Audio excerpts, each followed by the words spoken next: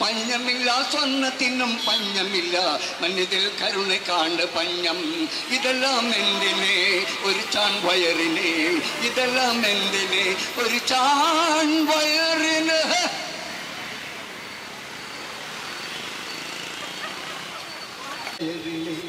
ഇതെല്ലാം എന്തിനെ ഒരു ചാൺ വയറിനെ നേരത്തെ പച്ചക്കളിക്കുന്ന വെള്ളത്തെ കയ്യിലൊരു ചട്ടിയുമായി ഒക്കിലൊരു കുട്ടിയുമായി ആ മാളിക മുറ്റത്ത് നിൽക്കുന്നൊരുത്തി അന്നത്തിനും പഞ്ഞമില്ല സ്വർണ്ണത്തിനും പഞ്ഞമില്ല മണ്ണിതിൽ കരുണ കാണ് പഞ്ഞം സഹോദരരെ മണ്ണിതിൽ കരുണ കാണ് പഞ്ഞം. പ്രിയപ്പെട്ട എൻ്റെ സഹോദരിമാരെ, ഉമ്മൻചാണ്ടി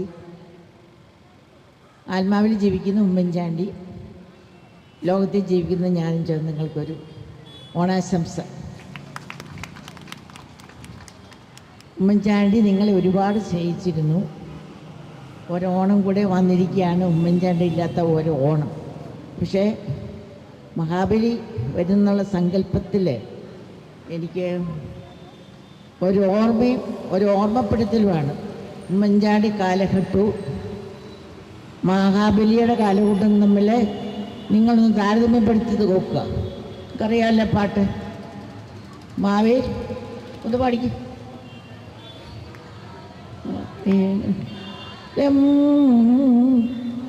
ചേരല്ല ഒന്നു പോലെ ആമതത്തോ വസി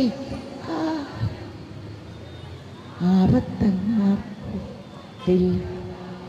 അങ്ങനെയാണ് ഇപ്പോൾ. പണ്ട് അങ്ങനെയായിരുന്നു. ശരി, അപ്പം എനിക്ക് കൂടുതലായിട്ടൊന്നും പറയാനല്ല. എനിക്ക് നിങ്ങളോട് ഒരു ചോദ്യം ചോദിക്കാമല്ലേ. നിങ്ങളെ കേരളത്തിലെ പ്രത്യാശ, എനിക്ക് ആശാ വർക്കർ എന്നെങ്ങനെ പേര് വന്നത് എനിക്കറിയത്തില്ല.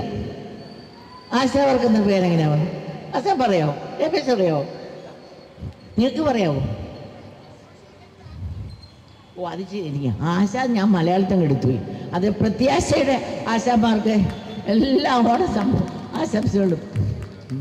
ഞാനിവിടെ നിന്നപ്പോൾ ആലോചിക്കായിരുന്നു, ഇന്ന് ഈ സമരത്തിൽ ഉമ്മൻചാണ്ടി ഉണ്ടായിരുന്നെങ്കിൽ നമ്മളോടൊപ്പം അദ്ദേഹം സമരപ്പന്തലിൽ വന്ന് ഇരിക്കുമായിരുന്നു.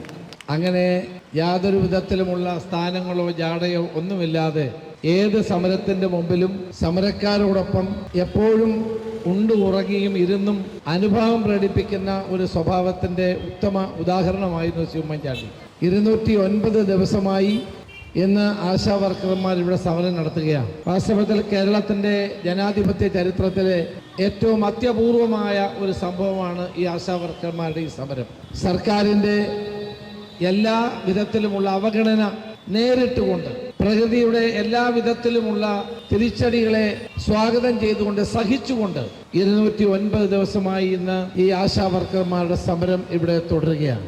നാളെ തിരുവോണമാണ്, നാളെ നബിദിനമാണ്. മലയാളികളെ സംബന്ധിച്ചിടത്തോളം ഇത് രണ്ടും ഏറ്റവും പ്രധാനപ്പെട്ട ദിവസമാണ്. സാധാരണഗതിയിൽ തിരുവോണവും നബിദിനവും ഒരുമിച്ച് വരാറില്ല. ഇത്തവണ ഒരുമിച്ച് വരുന്നു എന്നുള്ളത് ഏറ്റവും ശുഭോദർക്കമായ ഒരു കാര്യമാണ്. രണ്ട് നബിദിനത്തിൻ്റെയും ഓണത്തിൻ്റെയും സന്ദേശം ഒന്ന് തന്നെയാണ്. സാഹോദര്യത്തിൻ്റെതാണ്, സമത്വത്തിൻ്റെതാണ്, ത്യാഗത്തിൻ്റെതാണ്, സ്നേഹത്തിൻ്റെതാണ്. ഈ മഹത്തായ ആശയങ്ങൾ ഉയർത്തിപ്പിടിച്ചുകൊണ്ട് കേരളം മുഴുവൻ ഓണാഘോഷവും ഓണാഘോഷം കൊണ്ടാടുമ്പോൾ, നബിദിനം ആചരിക്കുമ്പോൾ നിങ്ങൾ ഈ സെക്രട്ടേറിയറ്റിൻ്റെ പടിക്കൽ കണ്ണു തുറക്കാത്ത ദൈവങ്ങളെ കാത്തിരിക്കുന്നു എന്നതാണ് വസ്തുത. 208 ദിവസം, നാളെ തിരുവോണമാകുമ്പോൾ 209 ദിവസം ഇവിടെ സമരം നടത്തുന്ന ആശാ വർക്കർമാരുടെ കണ്ണുനീര് കാണാൻ ഭരണകൂടത്തിന് സമയമില്ല. ഈ കണ്ണു തുറക്കാത്ത ദൈവങ്ങൾക്കെതിരെയാണ് നിങ്ങളുടെ സമരം. ഓണത്തിന് പോലും സ്വന്തം വീട്ടിൽ പോയി മക്കളോടൊപ്പം, കുടുംബാംഗങ്ങളോടൊപ്പം ഓണം ഉണ്ണാനുള്ള അവസരം നിങ്ങൾക്കുണ്ടായിട്ടില്ല. വാസ്തവത്തിൽ ഇത് കേരളത്തിൻ്റെ ചരിത്രത്തിലെ, അതാണ് ഞാൻ പറഞ്ഞത്, അപൂർവമായ ഒരവസരമാണ് എന്നുള്ളത്.